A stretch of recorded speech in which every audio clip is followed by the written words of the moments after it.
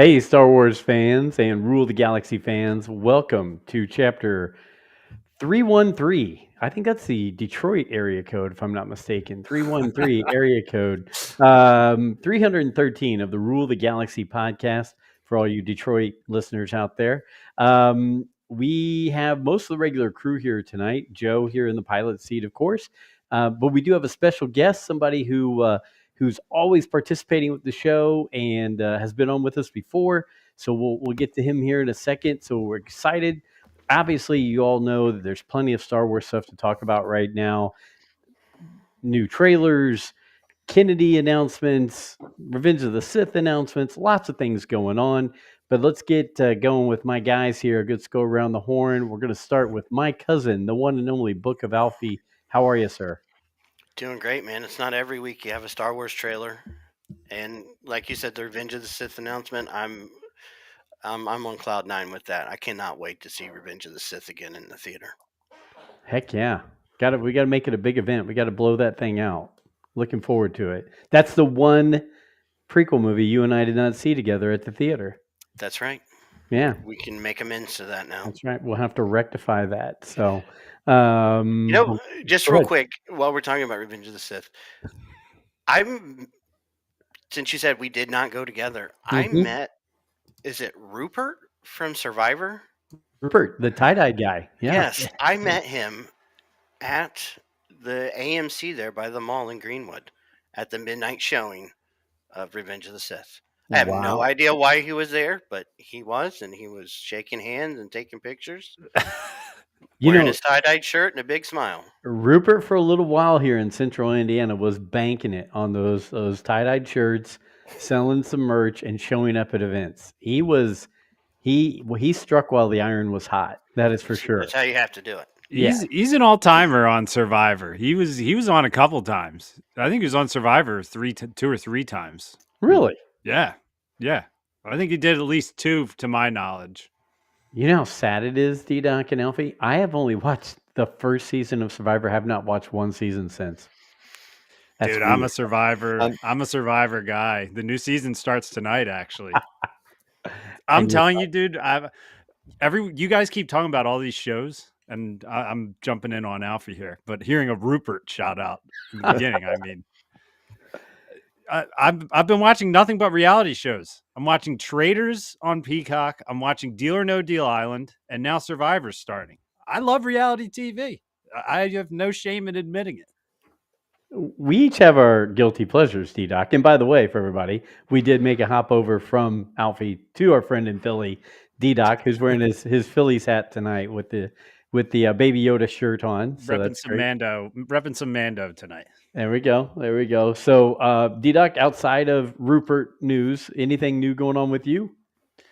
Not much. Just had one of those weird busy days where I worked a long time but felt like I didn't get a lot done. You know what I mean? Just one of those weird days where, yeah.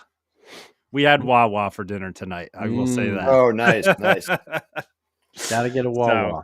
What is it? Is that how it goes? What is it? Gotta grab a Wawa or something like that? I gotta have a Wawa. Gotta have a Wawa. Yes. Yeah. Wawa. Sorry, Yeah. totally different Wawa there. Yeah, desperate times call for desperate measures. I'm not making it out to sound like Wawa's bad or anything, but you do get pretty used to Wawa when you have it like all the time.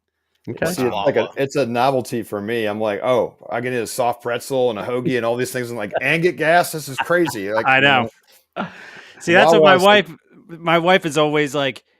It's like gas station food, though. I'm like, but Wawa was a store better. before they added the gas station. It's better than gas station food. I mean, you know, I don't know. That's my view. So, Alfie, it's a kind of chain of convenience stores in the Northeast, but I'd say like their sandwiches are better than, you know, it's not like something you just get out in a plastic carton or something like that, right? And they prepare it there. So they just kind of comboed all of them a long time ago.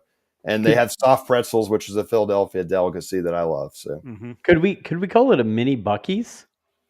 yeah, mini Buc-ee's is fair. I mean, there's no beaver nuggets, there's no barbecue or anything like. Well, maybe there is barbecue. I don't know.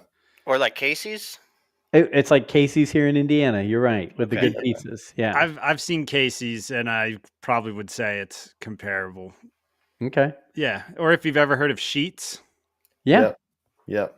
which they like the Sheetz versus Wawa. It's like, I don't have a Sheetz anywhere near me. Like, this is Wawa territory. Like, Yep. but I travel west in PA, and it's like there's a line where it goes from Wawa to Sheetz, and then they just keep going. From what I understand, I don't know, but there's no Sheetz within the closest one to me. I don't know. It's like old school, like mafia type stuff. I think if you tried to Okay, build a Sheetz in like the surrounding Philadelphia County, I think someone would try to kill you. Probably. You know, it goes by state too. I moved to North Carolina. I lived there for like 9 years or so, and I remember when I got there, I was like, "What is this Sheetz? Like, it's real food and a gas station. It's the greatest place of all time." And then, yeah, but Wawa started creeping to like Virginia, right? But you couldn't. There were no Wawas in North Carolina for some reason. I don't, Yeah. just interesting.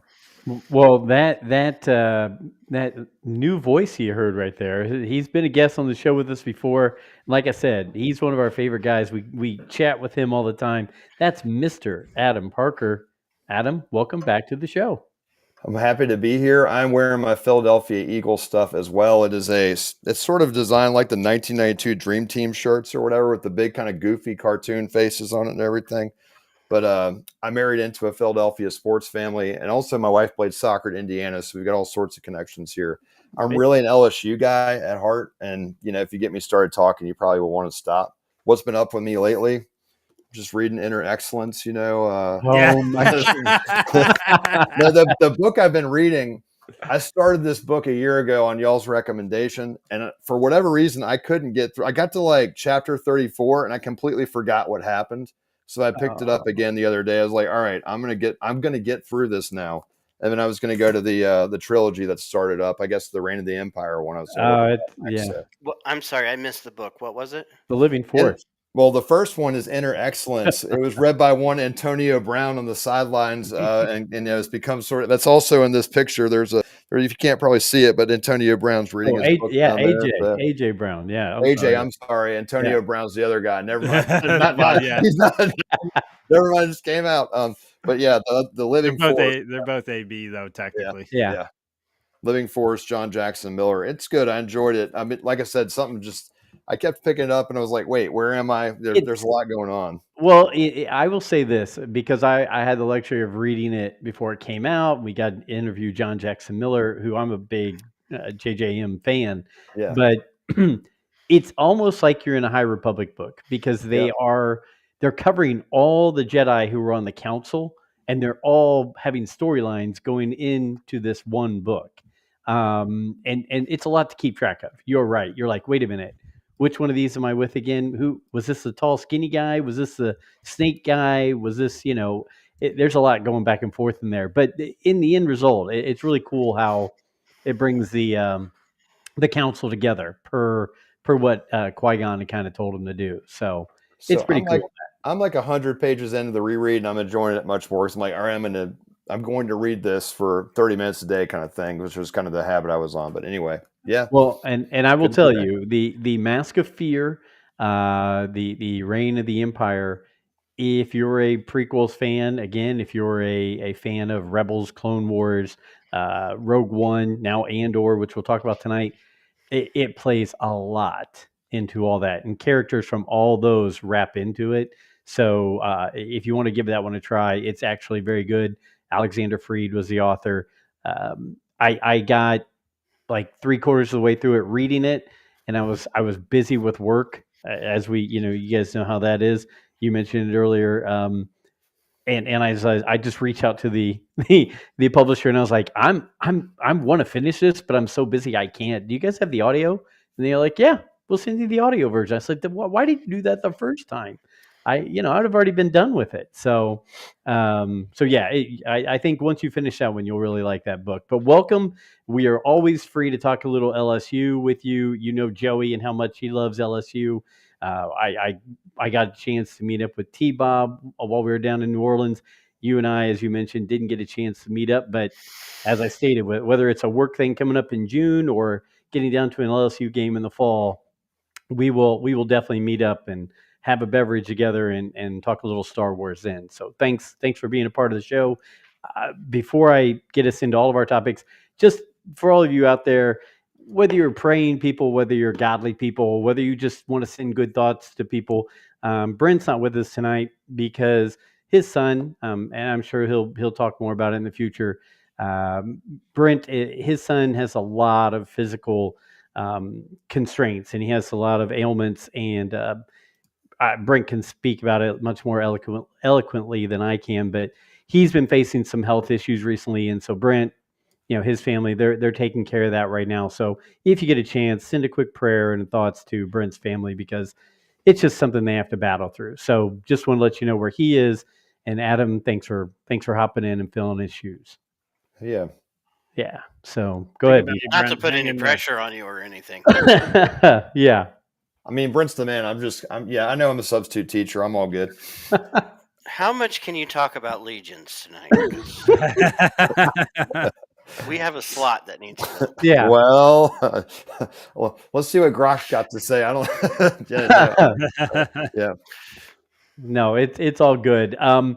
We definitely have the Andor trailer to talk about, but I think we're going to kind of watch through that and talk a little bit about that. Oh, there we go.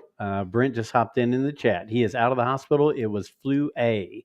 So thank you, Brent, for updating everybody, and glad he's back home.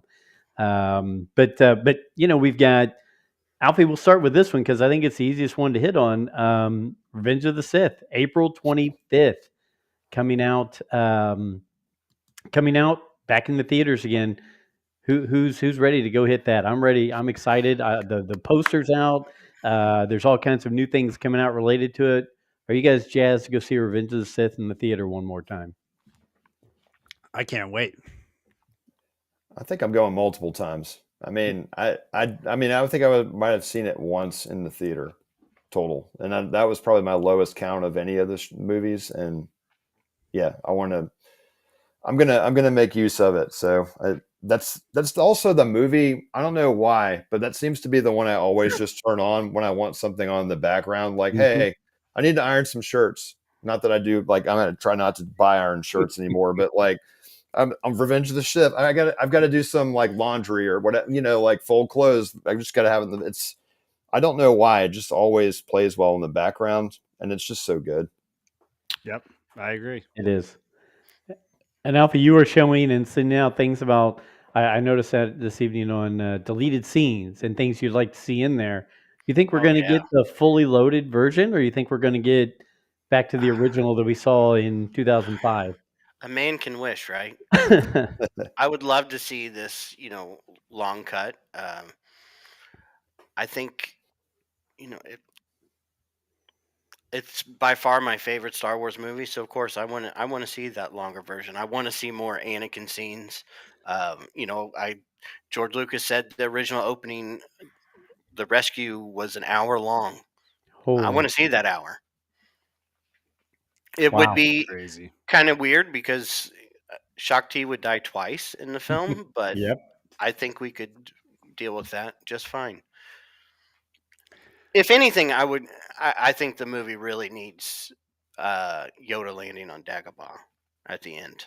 I know I've heard Rick McCallum say that was a really tough one to cut out. Put it back in. It's done. It's a full-fledged scene.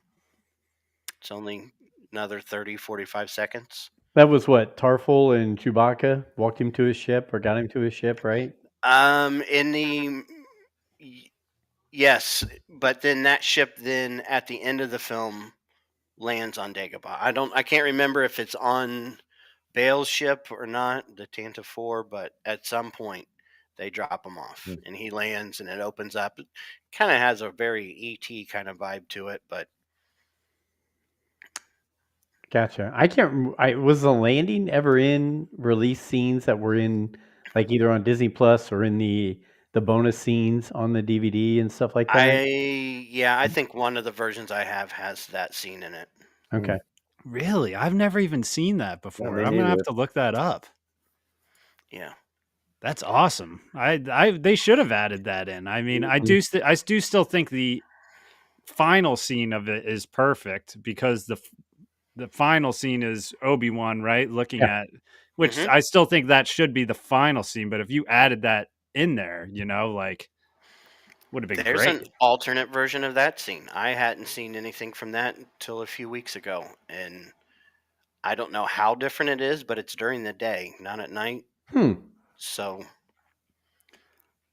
I don't know. And I know it wouldn't fit the flow of the movie, but there's just something about. I posted that picture today. I don't know if you remember seeing it or not, Joe, but of Anakin standing behind the Chancellor Mm-hmm. as the Jedi enter the chamber. I mean, there's just something to that picture right there that makes me want to see more. Yeah, there's a lot. Let's face it. We've talked about it before, and some people really love Revenge of the Sith. Other people say, hey, they threw a lot into one movie. I've always been a big believer they could have done two plus hour movies and broken it down into A and B or one and two of Revenge of the Yeah, Sith and made it that way. I mean, Harry Potter did it, Yeah, right? it's Harry right. Potter formula. Yeah.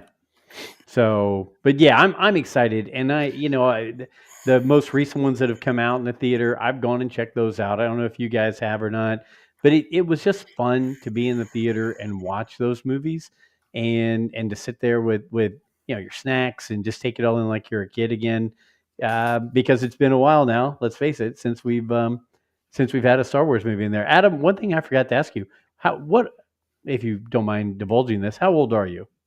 I'm 40 years old as of September last year. Okay, 40. I So was just yeah, trying to place where you were in the timeline as far as how old you so were I when it grew up, came and out. I said this before. So my dad had like VHS tapes that of Star Wars, and it was Mhm. like, they weren't.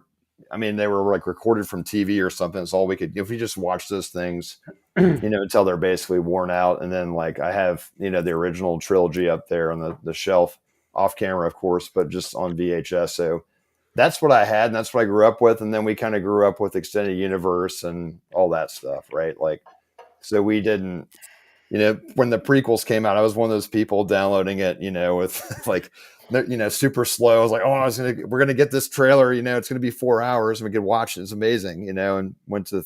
So yeah, that's where I am in the timeline. Okay, just making sure we're D-Doc's he's a prequel child. Yep. That was his youth right there. So I know So it's got to mean something to you. what's funny is I've said before on here too. I did not see Attack of the Clones and Revenge of the Sith in theaters. I saw them at home for the first time, each of those. I Wow. was the biggest episode 1 fan too. Like I loved it to death as a kid. But for whatever reason, my parents didn't get my ass to the movie theater to see those because I was younger at the time, and I just remember my brother heard from friends at school that Attack of the Clones was not good. Therefore, I did not see it in theaters because Joe said it wasn't good. Not this Joe, Wow. but my Right. brother Joe. It's one of the most fun moments was when Yoda kind of drew the lightsaber, because everybody in the theater just, oh, I can't believe we're going to see, just kind of saunters out, right? That was such a fun thing, and one of those times where you want to be in a movie theater that gets the reaction, right? Oh yeah. And that's why I don't know if you guys have ever seen the meme of the Homelander meme where it's just him sitting in the movie theater staring at the Mm-hmm. screen. Mm-hmm. I've seen a meme of him just staring at the screen, and it said like me at 7 years old watching Anakin lose multiple limbs and get burned alive. Yeah. Which little David, my little guy, just turned 8 a couple of days ago. So he'll be 8 years old, and I'm going to take him to the theaters to see Anakin lose multiple limbs and get burned There's some alive. rough parts here, bud. Like, yeah. Yeah. Well, I took him to see Rogue One when they Oh yeah. re-released that, and I remember being The like, Vader just, yeah. I remember like Going right down. when the battle started, I'm like, I'm like, I have my Star Wars goggles on with this one. A lot of people die here right Yeah. now, but he really liked it, and I took them to see Return of the Jedi when it just came back, and I took them to see Episode 1 when it just came back. So, it's like you said, Joe. I've been going to see these, and other Yeah. people have too. They've been making good money, so I'm on board with it. I can't wait to see this in theaters. I remember there being a warning at Mhm. the theater, and it gave you, I think, a scene in the time when to leave with little kids. Interesting. Well, because you had you had the mixer. You had the decapitation of Dooku, right? and then you had the burning of Anakin. So, hey, spoiler alert if you haven't seen the movie Yeah, yet. All right. Yeah, you had the heavy implication of him killing children. And that, yeah. So yeah, it got a little rough there. Got a little rough.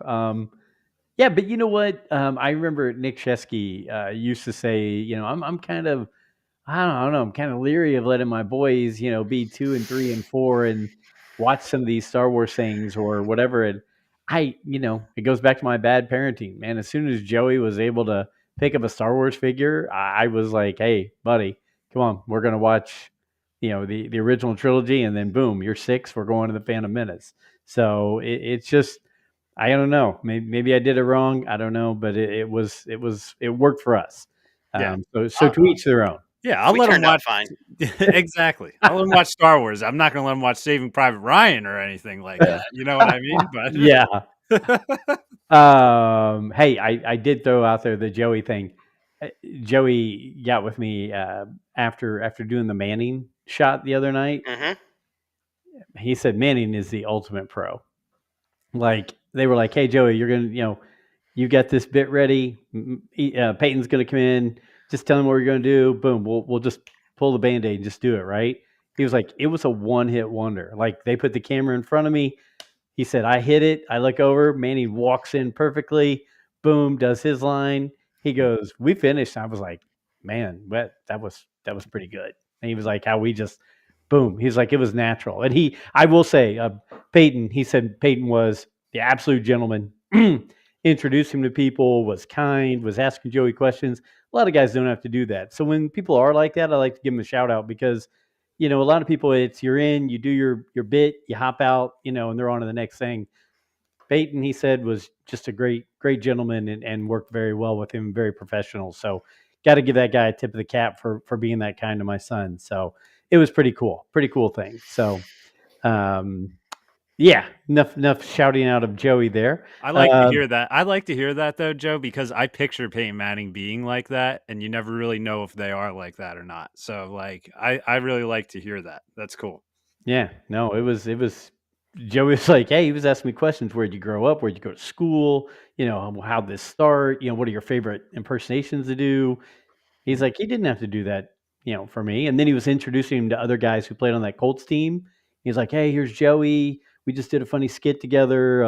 He does this, that, and this and that. And some of them were like, wait a minute, dude, you've made fun of me. You've done impressions of me. So yeah, so it was good. But I like it. Omaha Productions does a good job. Peyton and Eli's company. So we're very appreciative of them. To hop onto our another subject here real quick. Yeah, actually it ties into Joey. He actually sent me a text right before we started.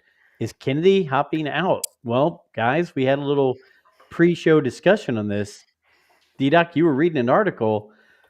Let's just go around the room. Is the Kathleen Kennedy time done? Is it going to finish in 2025? And then let's look back. I know I sent a quick text of, what's her legacy, right? What's the mantle she leaves behind? And on my end, there's been a lot of stuff. I mean, Adam, you said you saw Revenge of the Sith, once or twice in the theater. I saw The Rise of Skywalker once or twice. Every other movie I've always seen a bunch, but that one, I think I was just burnt out after The Last Jedi. I didn't really go see The Rise of Skywalker that much. But going along with that, Force Awakens, Rebels, Tales of the Jedi, the last season of the Clone Wars, Rogue One, all these things happen under her watch while we have all these other things that are kind of making us pull our hair out. So I'll open the floor to you guys. Thoughts on if she's leaving, and then where do we see this as thumbs up, thumbs down in this time frame? I think Alfie said he'll believe it when he sees it, and I kind of it sort of feels like the same thing, right? Like, but the Hollywood Reporter reporting it kind of okay. Well, usually there's a reason it's being put out there that way, or at least I would think there is. There's a lot of people picking it up. So if I had a I don't bet, but like I would probably bet that this would happen by the end of the year, just based on how much. I mean, it's echoing, right? You're seeing it throughout, and it's sort of there's been a lot of people suggesting it for a while. There've also been other kind of structural changes at Lucasfilm, from what I understand, right, where they've got different executives coming in and out, and I they've also kind of got this problem of they've been trying to get a movie into theaters since what since Last Skywalker or Rise of Skywalker. Rise Yeah. Skywalker, yeah, Last Lab mixed them together. Anyway, I mean, what are we on, like 6 years now? Because that was 2019, 2020, so like it's been a while, right? And we're not getting anything until 2026. So I know the charge was, let's get Disney Plus up and running, let's do all these things, but even that, I think there's some monetization they could have done, right? Like we were talking about these movie releases. I mean, Andor is sort of a perfect example here coming up. They're going to release them in blocks of 3. I mean, just take my money. I'll just show up and I'll watch 3 hours of Andor, and then I'll come back next week and watch 3 more hours of it. And I mean, if they had limited release, I would go pay along with my Disney Plus subscription to go at some. I mean, they could put it at an odd time of the night and be like, well, Star Wars night, I got to go. I'm going to watch the 3, right? Yeah. Even with like Ahsoka, I wanted to go to the World Between Worlds episode, right? And like I couldn't go see it because it's not anywhere near me. I don't live in Philly. I don't live in Chicago. So I wanted to go see it in the theater. No possibility of doing it. There's a lot of things that were good, I think, during her tenure, and that have been good. And there's some that are bad. I was thinking back on it. It was like, it's easy to kind of go into the South Park, like, characterization of her and everything's her fault. It's like, no, there's some good stuff that's come, that we can kind of look back on, and we probably will look back on fondly, at this time. But it's not all homers, right? Like growing up, you had 4, 5, 6, 1, 2, 3, all homers, no strikes. It just, you can't believe it, right? Like even the Ewoks were just like a minor kind of annoyance, right? Like, okay, well, they're cute teddy bears, but they kind of fit in. We're good with it. And there's just been some works like strikeouts and things where you kind of go, not a perfect record, but I don't know, mixed bag. Yep. And Alfie, before you even speak about it, I left off The Mandalorian, which, let's face it, is the biggest hit on Disney Plus that I didn't throw in that list there. But Alfie or D-Doc, give me some of your thoughts on it. You want to go, Alfie, or do you want me to go ahead? I gotta say, I mean, it's like there's only one news outlet to say that it's not true, and CNN is literally the only news outlet I can find where they're just like, yeah, this is, they just said there's nothing to it, and then it's like you have like 30 other sources where it's like, these aren't the type of news agencies where they're gonna, like, Variety is reporting it, like Adam said, you have Hollywood Reporter. It's like there's a lot of news agencies reporting on this who wouldn't post like a Twitter rumor as a full-fledged article. Like, where obviously those guys, maybe they've gotten stories wrong in the past before, but it's like I see website after website with the same story saying that she's out, which I feel like CNN is probably doing a twisted version of what I was reading that oh my gosh, what's his name? Because they're saying that she's still going to produce after, most likely. It's Jeff Schneider, he's usually got a lot of good inside information. Jake James Lugo is the guy who put me on to him, and he's like the Adam Schefter of the news industry, of the movie industry, man. He reports on stuff, and he's usually right. He said, like, she's probably going to go, but she's still going to be producing movies for Star Wars even after she's not in charge of it. Okay. Because she's already linked to that movie with Sean Levy. So, yeah, and then Brent is saying right now that CNN also said there would be a bigger announcement when it happens, which, like, for anything, news got leaked out and it got out ahead of them announcing it, and I believe that it's going to happen. I believe it's time for it to happen. Why would she want to keep? Does she really want to keep doing this? I mean, do you really? That's got to be mentally wearing on you for a while. Like, yeah, and just like Adam said, she's got a couple hits and she's struck out a bunch of times. Like, so. It's like at some point, it's like, I'd rather just go do something else. Like, I had some wins here. Let's pack up and move on to the next thing. It's like you have to hear the noise around you. Yep. Real quick before we hop to the Book of Alfie, Michael Knipp, thanks for stopping in. Glad you're here with us live. yes, you are right. She is 72 and probably not wanting to renew that contract. When I'm 72, I hope I'm not signing any kind of contracts. I'm hoping to be on a beach somewhere or traveling somewhere. Hyperspace Heroes made a great comment. Adam Parker, you see, you are famous right here. Adam Parker is real. I thought he was a bot in the Rule of the Galaxy chat, or is that just really good CGI and AI? Thank you, Hyperspace Heroes. Should go Um, post in the chat just to see. Yeah, anyway, yeah. yeah, and you did, and D-Doc, you mentioned one other thing before we get to Alfie. Jake James Lugo.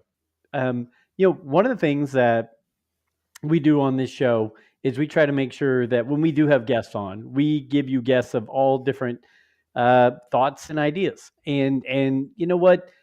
If Jake James Lugo is not your cup of tea, and I D-Doc brought it to my attention. There were some people posting some things on our YouTube channel. Hey, appreciate it. You know what, guys? We are friends with everybody. I mean, literally, we're friends with everybody. It's hard for us to find somebody we don't want to talk to and have conversations with. So if you don't like him, though, hey, skip that episode. Go on to the next one. We still want you here. But hey, he's a human. He's a good guy. And if he's not your cup of tea, sorry, but maybe we'll have Adam Parker on next time, or T Bob, or Scott Rifen, or Steve Glosson. Just keep listening, and bypass the things that don't work for you. No reason to bring people down like that. So that's just my 2 cents worth right there. And Alfie, it's all you on Kathleen Kennedy and her time at Lucasfilm Okay, and Disney. so I've really been reading a lot of articles, and I'm gonna build off of what Brent is missing there. There is a spin to it. I think her protege left and went to Universal. I think I could be wrong on that. I don't know. I think you're right. So she was going to be the one that took her place. Now there's not somebody that she's basically been, teaching the business to.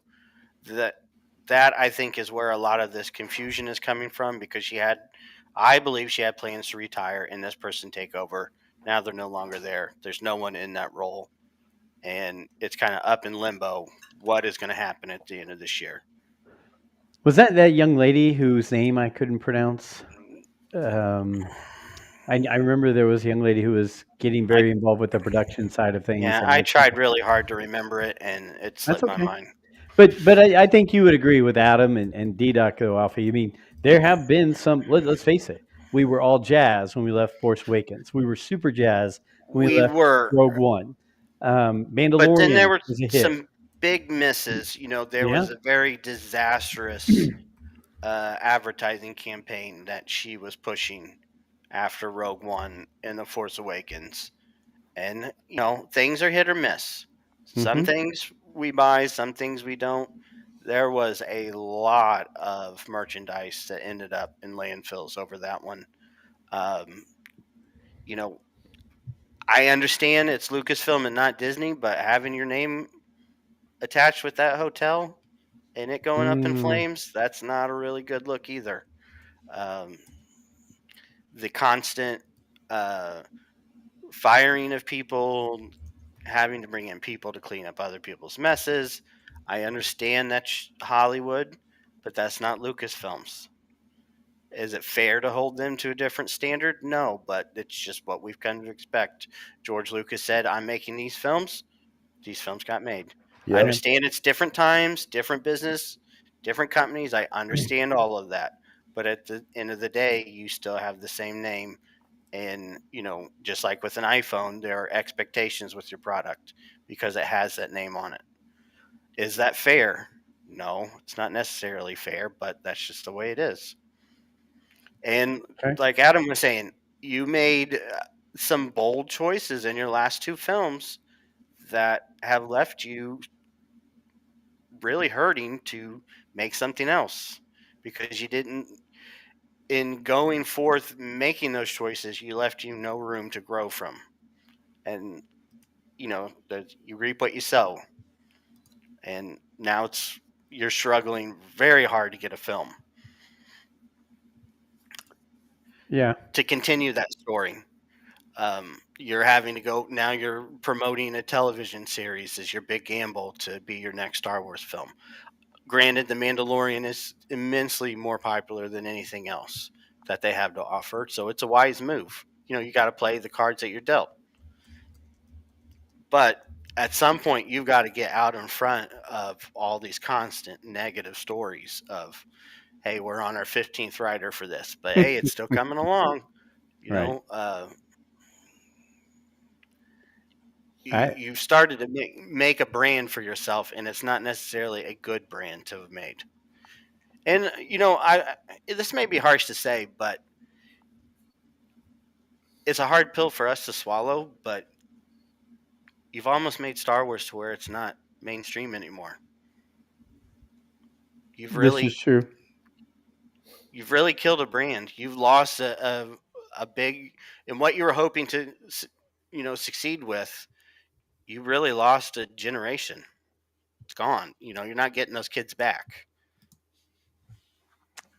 Speaking of this, Hyperspace Heroes, D-Doc, if you want to throw that up there, that is a fantastic little use of the terminology from the movies. Somehow Kennedy has returned. It's Michelle Rejwan, Joe. I had to dig I had to dig for that one, but the last thing she produced, she was executive producer for Willow, and then I'm pretty sure she left after that, right? Wow. Well, Willow, the TV show or streaming show did not fare well, or we could say farewell to it because it is gone. How'd that Indiana Jones movie go? It did not. Harrison Ford said, "What? Sometimes things bomb, right? Sometimes they don't succeed." Which, you know what? I actually didn't. I mean, that one didn't turn me off that bad. It was okay. It was. I don't mind that movie. Hey, I didn't pay to see it, though. I went and saw the Crystal Skull, and it wasn't until I got in my truck that night, leaving the theater, and I was like, man, that movie actually sucked. But I liked it the whole time I was watching it. But that movie blew. Oh, man. And that's okay. It is okay. It entertained me for, an hour and 45 minutes or whatever. Once the fog cleared and, the bright lights and the sound stopped, wait a minute. You just pulled a fast one on me. Spectacle was off. You said something. I mean, they really did announce a ton of stuff over many different periods, and such an unforced error too. That's going to be something that we constantly look back on. I think, say, just unforced errors. Like why announce a movie you're never going to make, or that hey, there's a trilogy of movies. Like it's hey, there's a new director. We talked to him for like 15 minutes. We think they're going to make a trilogy. I mean, you're talking to a fan base. Like, I mean, I don't know how many times I watched the Phantom Menace trailer or all of them, right? Like we're minute. We're going to talk about an Andor trailer probably for an hour, right? And oh, well, here's this little piece, or I think that Rebels ties in over here. Like, why would you just continually announce stuff over and over again and then just not make it? Because, it's, I don't know, boy, they cried wolf sort of thing, right? Why wouldn't you make the easy stuff first? Yeah. Mm-hmm. So that you have time to work on your new projects. Hey, here's an animated Heir to the Empire show. You guys will love it. Well, you know what? Easy peasy, Japanesey. I watched, my love for just watching YouTube videos. And I'm completely hooked on just putting stuff up there and getting lost in it. But I watched a young lady did a YouTube video on the making of Galaxy's Edge. And she had all these things, all these documents, all these clips of people talking, and it was going to be Tatooine all the way up until like once Force Awakens did that money, they said, nope, change it. It's not going to be Tatooine. Really? We're going to make it. We're going to make it based off this. It's so successful, we can make this work, right? I mean, that was their mindset. They had it ready to go. And then they're like, nope, these guys, look, we just made $2 billion. This is going to be the wave of the future. We're going to do it that way. And she was pulling up all kinds of tidbits I'd never even heard of. And all these people were, recorded saying, well, we're going to do this, we're going to do that. It just blew me away. But I'll go back to it. Alfie and Adam, you guys talk about them announcing things. Whether they announce them or not, Star Wars fans are going to be chomping at the bit for the product. So why not just get your act together? Don't do all these announcements. Keep everything under cloak and dagger. And then when you are really ready to go and you've got that stuff ready to be released, then announce it. Don't announce it 5 years ahead of time when you don't know if that's ever going to come to fruition, because all it does is leave a bad taste in everybody's mouth. And I want to think that they're learning their lesson a little bit. You mentioned that. I mean, for so long, Batu was like, it's Batu and it's only in this time period, and nobody, you haven't.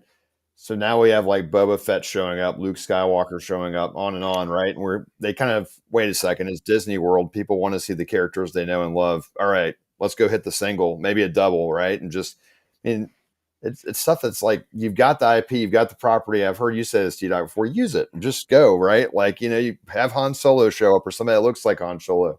I mean, I go to the rest of the Disney theme park and like they've got some dude that's dressed up like, was Star Killer, and I'm like, that's not that's not Chris Pratt. It's just some dude dressed up. But I mean, my kids are all excited when they go see it, right? Like, just hit the singles, man. They're all there, and you don't need to box yourself in the way that they have.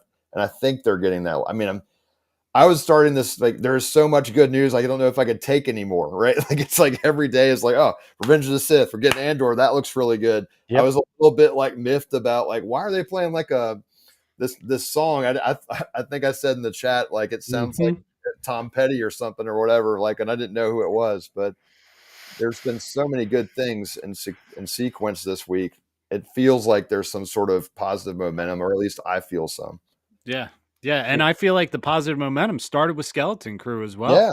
Mm-hmm. So it's like Skeleton Crew felt like Star Wars, looked like Star Wars, was fun like Star Wars. And now, like you're saying, it does feel like the good things are happening. And sadly, on Kathleen Kennedy's part, like, she's a part of this news that people have wanted to hear. I mean, it changed. And part of me wonders too how much Bob Iger affects her job as well, because we'll never know what goes on behind the scenes at Disney and what she may try to do and how much he might interfere with it, because we've all heard the stories of how he has interfered with the movies when they were being done, and the timelines on them, and the pressure that he put on everybody. So I don't know if Iger continued that or not, but it's like, we've seen evidence that he, was pulling the strings from where he was. So who knows what is all to blame on her, whatever. It's like, hopefully when all is said and done, we can look at the good things that happened during this time, kind of just forget about the bad and say, oh, remember that, and just move on.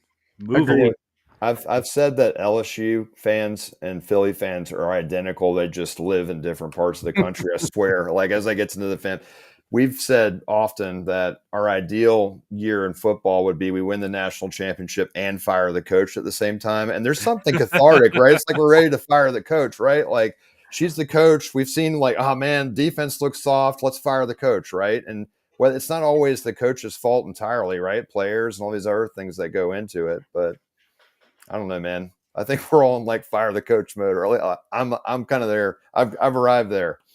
Need something new.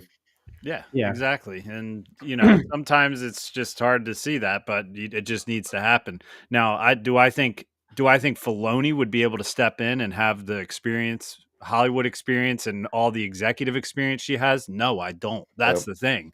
Like, I think Filoni is good creative wise, but like, she knows it's going to need to be someone with industry experience.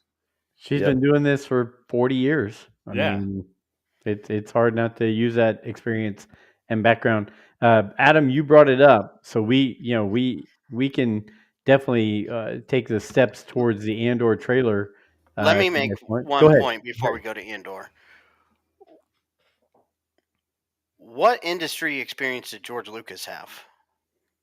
That's true. Why do you have to have that? I don't know, Alfie. I know he was a film student, made an independent film. Followed Uh, Francis Ford Coppola around. You know, you had American Graffiti. I mean, not What you didn't have not a 40 lot. years. Yeah, what if one big part of this issue is we're too focused on the industry? I'd rather see somebody come back in, scale it all down, build it back up from the bottom, and make Lucasfilm what it used to be. The question is, will someone like Disney, who's invested that much money in it, No, want to take that risk? no, absolutely not. Yeah. And I've said that many times on this podcast before that eventually Lucasfilm was going to reach this point where they are in danger of losing everything that made them special to begin with because of the industry and because of being owned by Disney. Yeah. Somebody's going to come in and say, you know what? We've given you enough time. You've wasted enough money. This is ours now. We're going to do it my way. So are we all waiting for Elon Musk to buy him then? Maybe. To come in and just And Brent, I understand 1977 is different than 2025, but again, to my point, maybe that's the actual problem. Brent, I want to know where the flying cars are. I was 6 in 1977. I was think promised jetpacks. yeah, I was promised jetpacks and flying cars by the time I was 50. I don't see them, so I'm waiting for that. And for all that time and money that they devote to the industry, they put out shit. That's the problem. I get that point 100%, but when you fail to deliver time and time again, it's time for somebody else. It's time to do it a different way. Well, hey, their books. Kathleen, go ahead, Joe. Sorry. No, I'll say the books have been good recently. Go ahead. Kathleen Kennedy is like Andy Reid with the Eagles year 13. It's like it's just time. It's just time for something else. Sure, we win sometimes. Sure, we lose sometimes. Sure, we make it to the championship games, but we never really win. And it's funny because anyone who's a Kansas City fan will never understand what it was like for me to grow up with Andy Reid as the coach for the Philadelphia Eagles, because it's like it was like a tease your entire life. That's why I'm so crazy, even though I've seen 2 Super Bowls over the last couple of years.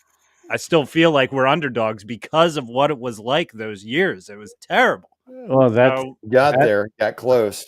I'm at the Tomlin stage of that, so that's exactly where you are right now, Joe. See, to my point though, at one point you weren't. You were ready for Tomlin on the sidelines with the leather jacket and the headphones on, and he was energetic. You're right. Yeah, he brought him he in, was a player's coach, completely different. You know, it was time for a change. But everything goes in cycles.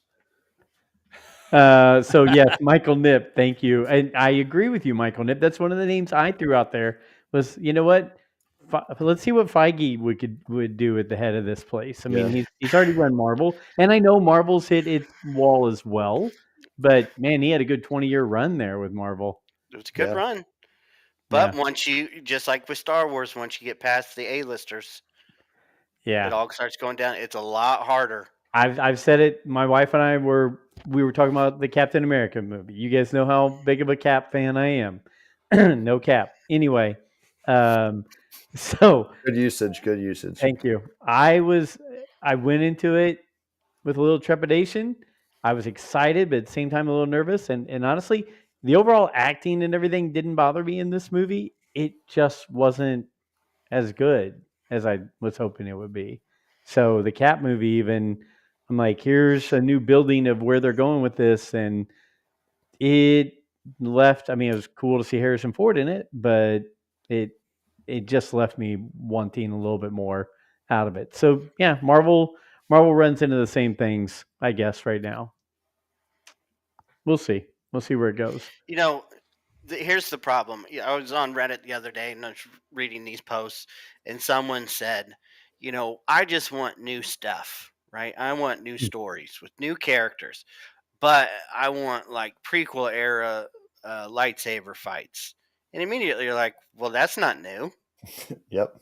But yet you say you want new things, but then at the same time you expect it to be comparable or to have similar things like this. It's a tough line to walk, you know? It is. I get it. Well, we wanted something new. I'm going to transition it. We're getting something new. It's the second season of something. Rebels New. season 4. Yeah, the Andor trailer came out, and honestly, besides the music, which by the way, that music was from George Bush's. It was made as a rebellion thing against George Bush during his Yeah. presidency. So just let you guys know that if you didn't know, now you know. But Really? yeah. Yep, 2004 Revolution Yeah. starts now. Steve, I went down the whole wormhole because I was like, "Who is this? What is this? Is this like they made like a new? Is this a band that's supposed to be existing in Star Wars?" I didn't know anything, and then I was learned that I was, about to have my my citizenship from Louisiana revoked because I didn't know about this Steve Earle. I was like, "Oh, okay," but then I learned. I'm like, "He's pretty good, not bad." Yeah. Like, I couldn't give two shits about anything back then with George Bush. Why in God's name are you using that for a Star Wars trailer? I guess, I mean, they actually used some of those lines in or during the prequels because it was during George Bush and they were using names out of the government. There was little hints and nods at that, and this is how what is it? This is how democracy, right? Or republic. This is how liberty dies. There we Yeah. go. With Thank you. thunderous applause. I was going to And- say, the famous line, it's like poetry, it rhymes, D-Doc. And so, hey, we're in the revolution state right Right. now. It's just like the same thing over and over. Balin Skull's Yep. going to pop out at any moment and be like, the cycle, let's go. I mean, Nice I thought call. that I watched it probably 3-4. I mean, again, repeat watcher over here. And I'm like watching and I'm like, I don't mind the music that much. And I think I said this too. It's if the music if they play that music during the show, I might flip a table. But like for the trailer, I'm kind of like, all right, I kind of get it. Well, Skeleton Crew played Major Tom, and to Yeah. get going, and it really clicked. It worked for me in that trailer. I guess I just wasn't paying as much attention. I saw all kinds of people complaining about the music.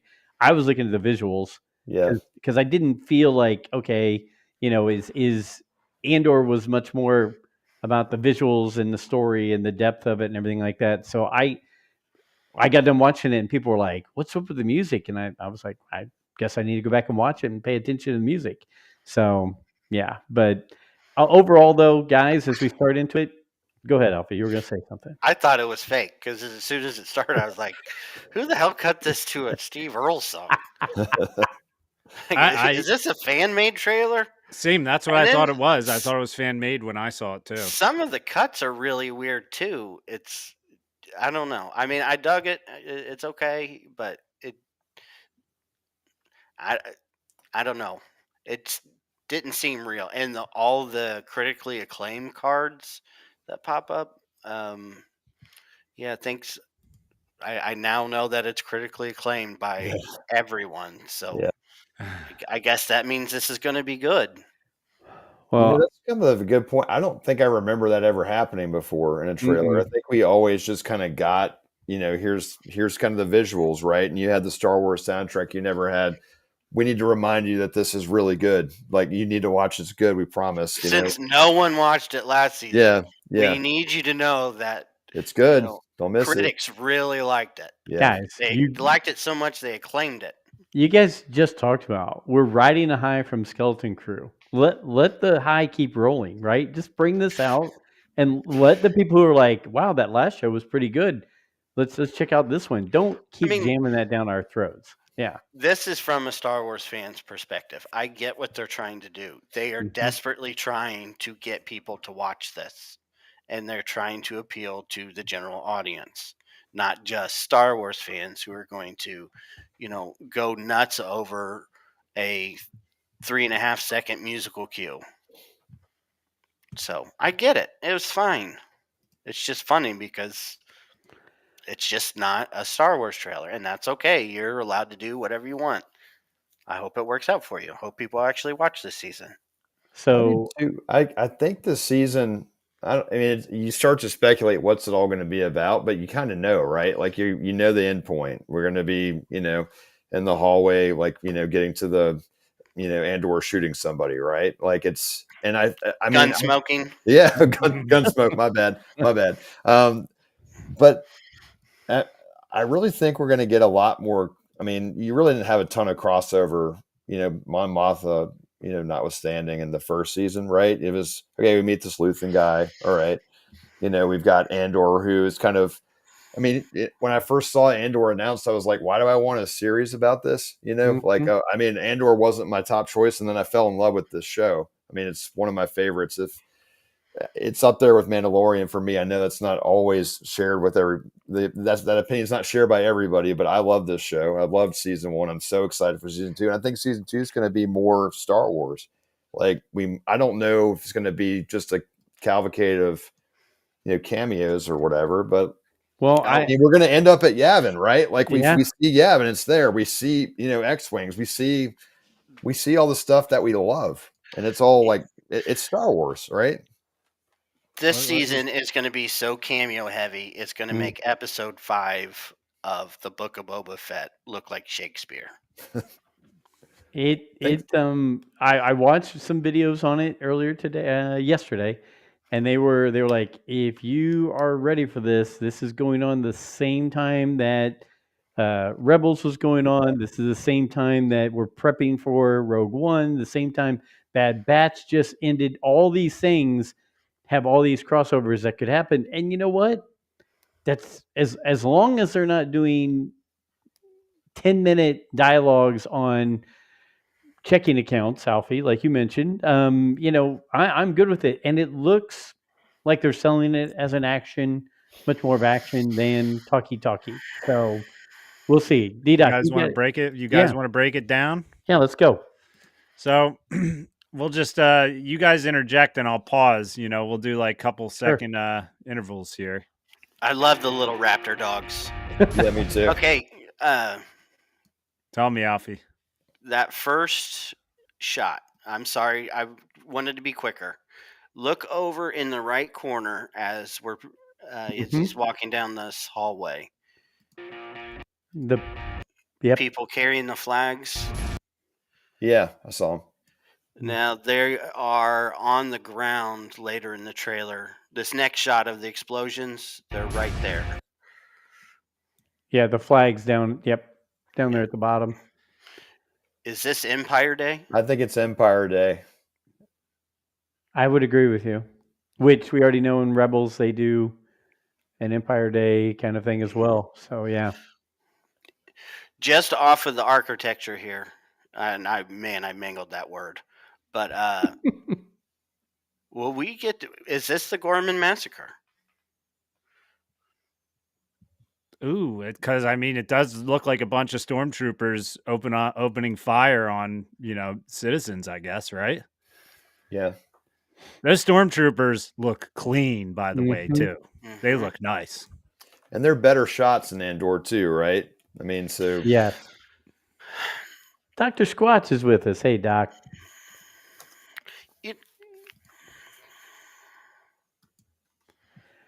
Dude, I'm ready. Look, as Brent, we talk about it all the time. Entertain me. This show in the trailer looks like it's going to be entertaining. I'm ready to go with it. That's my one complaint about the first season. Correct. Looks like he's got some kind of cool mullet here in this season. He's got another jacket. It's a cool jacket. The hell is this thing? I could not see what he's blowing up there. Another jacket. Another jacket in another hallway. So, but we're doing 4 years here, right? Lots of jackets. 3 episodes. That's right. 3 episodes per year. Is that his girl from the first season right there? Yes. Yeah, that's her. Another jacket. She shows up later. Now there's Yavin. That's Yavin. Yeah. Got the orange suits back there. Love it. Some X-wings in the distance. I like that we're getting the bottom there. We're in a war. Let's go. Yeah. You want to fight? So the wheat fields, I feel like they're got to be on Lothal or something like. I know there's going to be other places with wheat, but like that's a common theme there, right? Yes. Yeah. The whole planet is like wheat fields. Yeah. With some mountains mixed in. So yes, I'm feeling like this is the outer area where we see Ezra and that beginning scene and the bikes going through there. I feel like this is Lothal as well. Which are we confirmed that that's Andor there? Because that hair doesn't look like his. No, that looks like a kid. That's a kid. Are they shooting a kid too, man? Heck yeah. These stormtrooper, they just look clean. I don't And know those what it aren't- is about them. Those aren't They're mountains fresh. behind them. Those are like some kind of Green silos. yes, yeah. That feels like a Lothal feel. Space green silos. Boom. Which That's is nice. interesting that he has this TIE fighter back at this planet. Mm-hmm. Which the TIE Defenders were being made on Lothal, correct? In animation, Yes.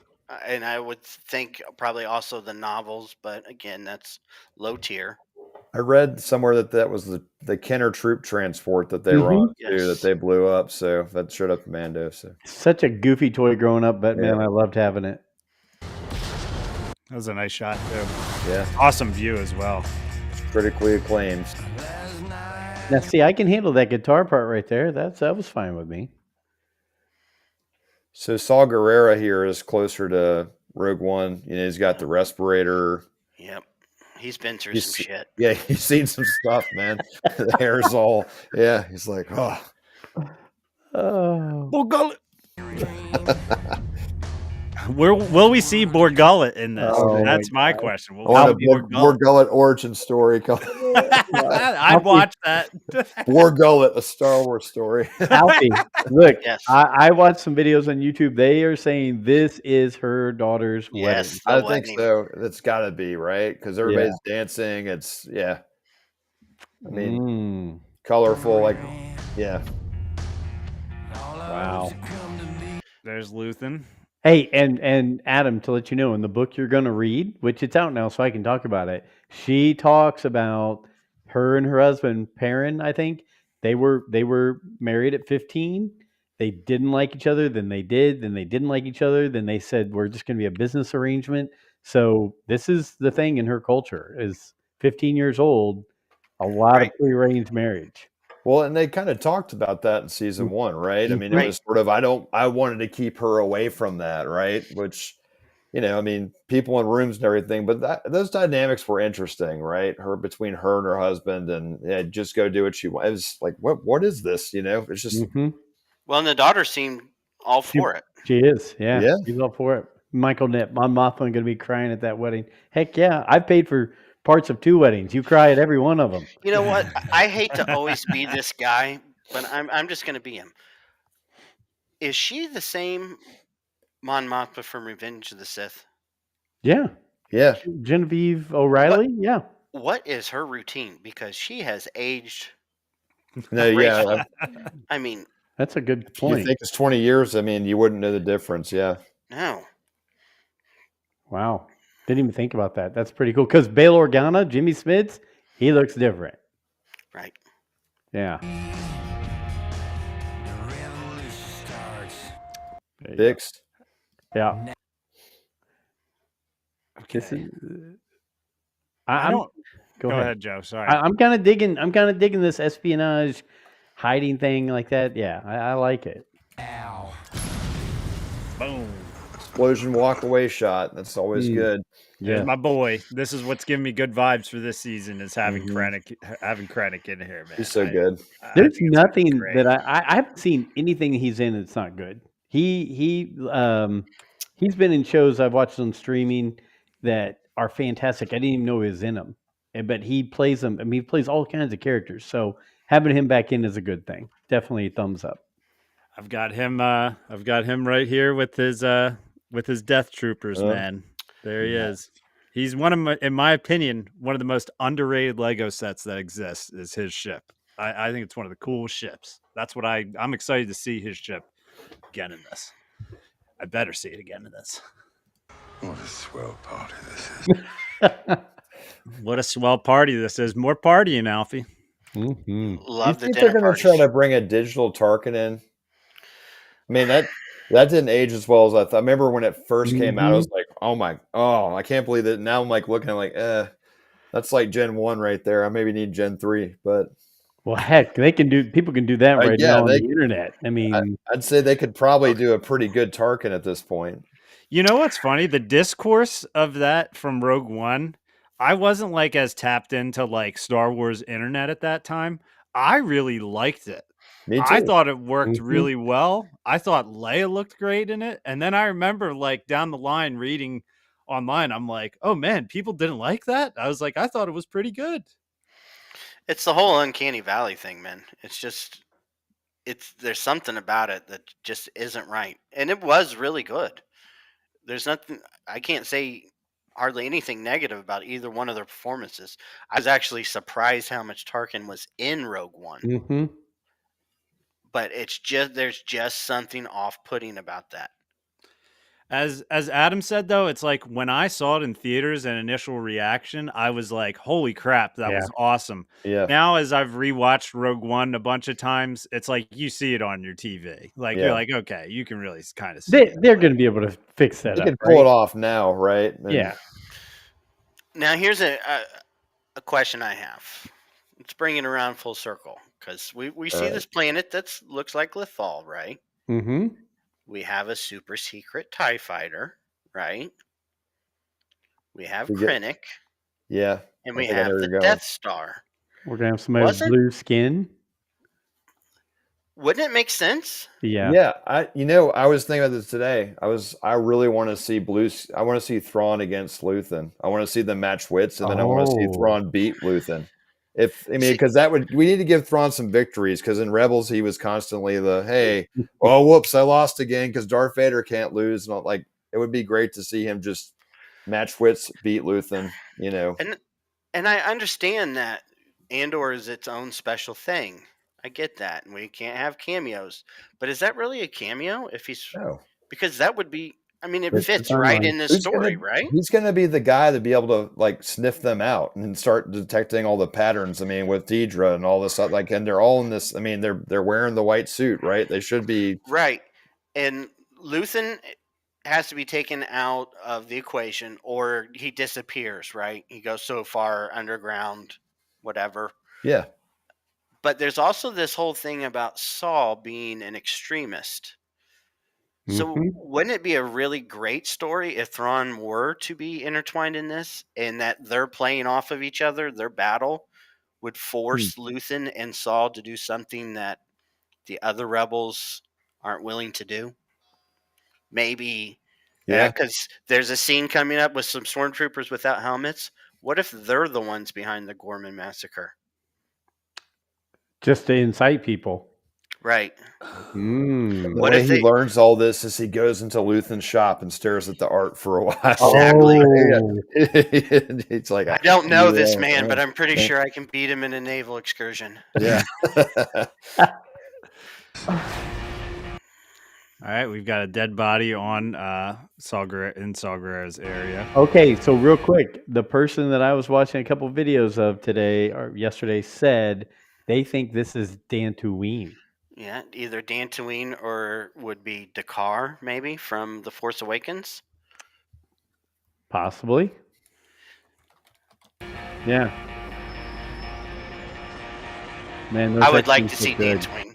Yeah, that black and white paint job. Mhm. It's the same shit, but It you is. know, it's like the movie Big. You know, you slap some flippers in scuba masks on GI Joes, and all of a sudden every kid wants one. Like, just give it a different paint job, and That's a whole new Lego set right there. Just black Yeah. and white X-Wing. It's true, and they're definitely going to make it probably. yeah. And what's this ship in the background? Cannot tell. It's an interesting one, though. I'll say that. There is a Mm. couple X-wings taken off there, actually, too. Oh, yeah. Right at Yeah, the in the end of that back, yeah. shot. Sorry, I lost that for a second. Yeah, some more in the background. Yeah. Yeah. Yeah, you got 1, 2, 3, 4, 5, 6, 7. Yeah, there's a bunch in that shot. You're right. They're abandoning from the case. So that was back to the original. Is that her again? Sorry, I'm trying to catch these ones. This it's funny. You don't realize how fast these trailers move until you're trying to stop on scenes. That's Is that somebody. Vix? No, that's I a don't know. different young lady. Yeah. That Is doesn't look. Yeah, that's not her. is that the shopkeeper? I'm not sure. It's like I can't get a clear shot of her. And that's his buddy from his planet. The Mhm. next scene. Yeah, which he looks like he's on that farm. Yeah, those look like grain silo kind of things. You're Mhm. right. So these are like special commando guys, right? That don't wear, stormtrooper helmets. That's kind of what I'm Man, gathering. I think so, but I don't know. Man, at first I thought it was Captain Rex. I'm We not got an gonna lie. officer hat in the background there. Yes, they do. And Got one guy's got goggles? goggles. Mhm. And then you've got Drago in the middle there. That the person in the back left, they've got the chest plate of a different trooper. Is that like the Hoth trooper? Is that you see that Yeah. chest plate's different? Yeah, Almost he's look not like it's on intimidating. backwards. He's not intimidating, that You guy put on it the on- left. Oh, no, look. no, he's first down, man. Definitely. He's got some sensor in his hand. Look at that.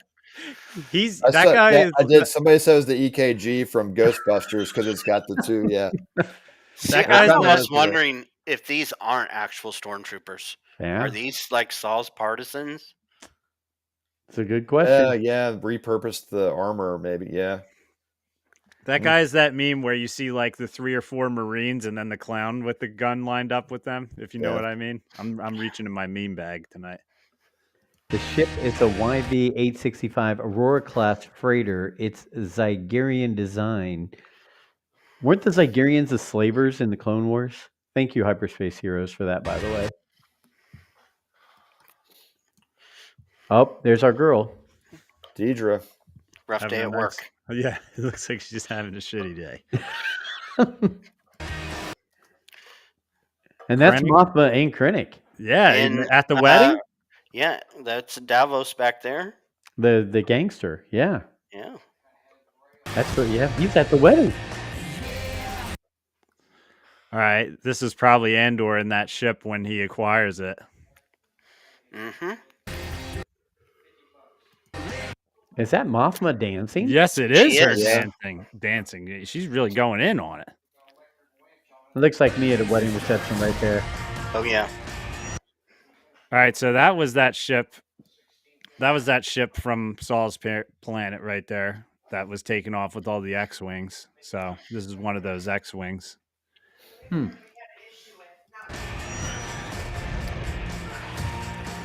What the hell is that thing, man? It looks kind of. There was one similar to it in High Republic. It's like a reporter droid. Ah, I mean, Wedding. that's just my guess. I know. think I know the it's wedding is Alfie's Yeah. most forward. He's looking forward to that. Yeah. So episode there's the most. Mothma and her husband, and then right behind the droid is that criminal. That's yeah. They, you Marrying know their what? daughter. Why hire a filming person when you can just hire this and have it do all the shots of the wedding? Yeah. And everything? You're good. True. There's our boy Our K2. guy. Mhm. We're One of assuming my that's favorite him, right? See, look, that armor looked like a K2SO's armor. Look at that. That circle thing in the middle, Yeah. the trooper we saw earlier. That's what I The was EKG noticing. trooper. Yeah, it's kind of Yeah. got the little.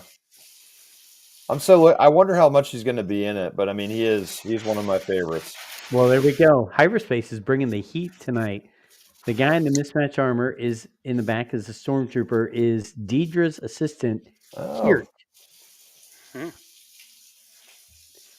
Man, somebody has done some research. Thank you, Hyperspace Heroes. But yes, that did look like, but it just stood out to me like that. Anyway, go ahead, D-Doc.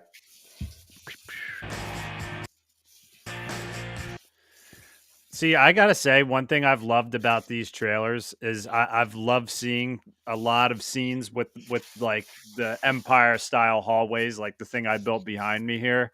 Like, I just love that design. yeah. Like that design, it's like show me Star Wars. I could show you that wall, and you're just like, yep, that's Star Wars. Yep. Like, it looks like they've got a lot of cool areas inside ships or whatever in this season. They're definitely making you feel like you're in the movies again. Yes. Now that's Andor and that Bix. yeah, Bix.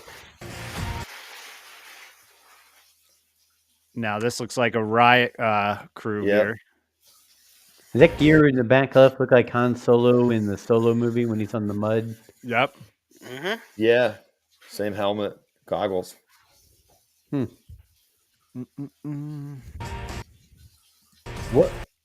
What is that? That is a Star Wars forklift, from what I see. A road Andor is grader, also right? forklift certified. Just tearing up that road there, Yeah. Adam. There's What is that cereal. tie? I saw that tie. I was like, Ah. what is that tie? I love it. It's space tie, but like, you know, it looks like just one suspender in the middle there, you know. He's he's always a dapper. He's always getting He's got it tailored, man. But I Yeah. just when I saw that tie, I was like, that's what I love is when you take something like, okay, he's wearing a tie, but it can't be a tie. It's got to be a space tie. Like make it a space tie. I'm George good. Lucas would have said that completely. Yeah, it's got to be. Yeah. That This was looks like initially. Go ahead, Adam. I was gonna say that was what was initially so jarring about the music for me was it was like it wasn't space music, like it wasn't okay. So Sabine, you know, gets introduced, and we've got Huttese music and punk rock. I can get behind that because it's different, right? Like it's like no, it's just here you go. Here's Mr. Earl's song, like that you can go play on Spotify, you know, 20 years ago, right? So anyway, Yeah, that's what's odd to me is like I feel like you need cinematic music for a trailer like this because it's a very cinematic trailer. yeah, You know, I have nothing against this song or like even no. have any knowledge of what the hell was going on in 2004. I had other shit on my mind because I was a child, but I just don't. I just think that you could have. It's funny, like not to even get off track. It's like I watched Gangs of New York the other night. Me and my brother have watched that movie. I can't tell you how many times. We've watched it a zillion times, but for me, it's probably been a couple years now. And I said to Joe, I was like, if there's one thing I could think that this movie might have missed out on was having a cinematic score to the movie because a lot of the fight scenes, Scorsese went to that like rock style music Yeah, where it kind of doesn't fit to the overall vibe of the movie. And that's kind of what I feel like with this trailer. If they did, if they want to come off some coin, they could have played the Beatles' Revolution. That would have been pretty cool. I Actually. mean, yeah, come on. Pricey, but cool. This still looks like this is that scene on that planet, Alfie, with this massacre going Right. on, right? Yeah. I gotta say, with 20 seconds left, this has been a pretty good trailer breakdown right now. I'm really vibing this right now. I don't know who that is. Melshi, yeah. Rogue One. Climbed off the rock with them, remember? Yeah. They couldn't, swim. They swam to safety. And we are going to see what's his name from there again, right? Didn't they say that? Keno? Andy Serkis's Andy character. We didn't Keno Loy, he learned how to swim. That's what I was really wondering, because I can't swim. I can't swim. The rumblings I heard was that he was coming to make an appearance in this. I don't know if it's a flashback or if he's going to have survived, but yeah. Damn it, this might make me rewatch or like starting it tonight after this podcast. Who knows? It is kind of late, but we'll see. Getting fired up. All right. Who is that? I don't know who that is. I don't They're know at if the we've wedding. seen her before. Well, at least it looks like they're at the wedding, but That looks like a straight up pistol. Like that actually just looks like a straight up like 9mm pistol. Yeah, Glock or something. yeah, I don't know who that is. Alfie, any thoughts on that character? No, I don't. Okay. That's Andor taking off in that ship. And he's probably gun smoking. This is probably before he gun smokes him, what we saw earlier.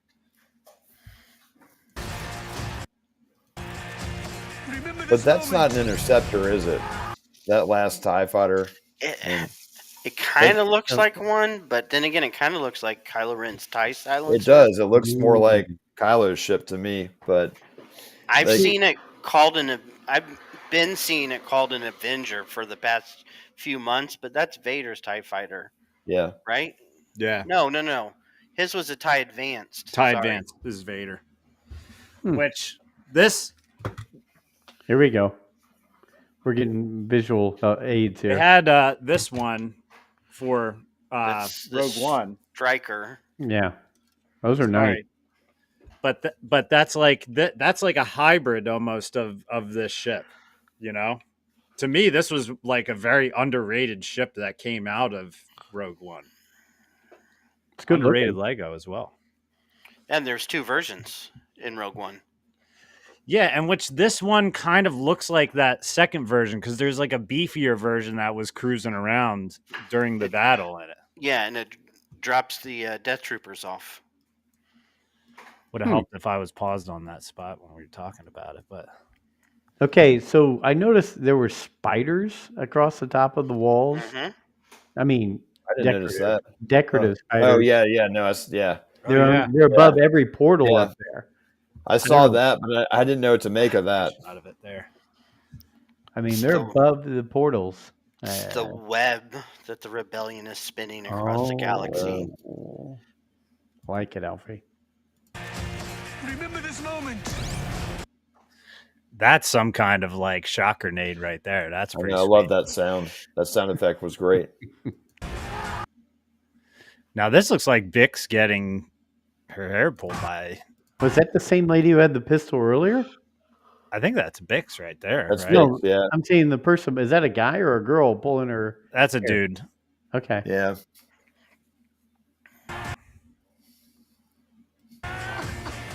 Oh, There's Mom.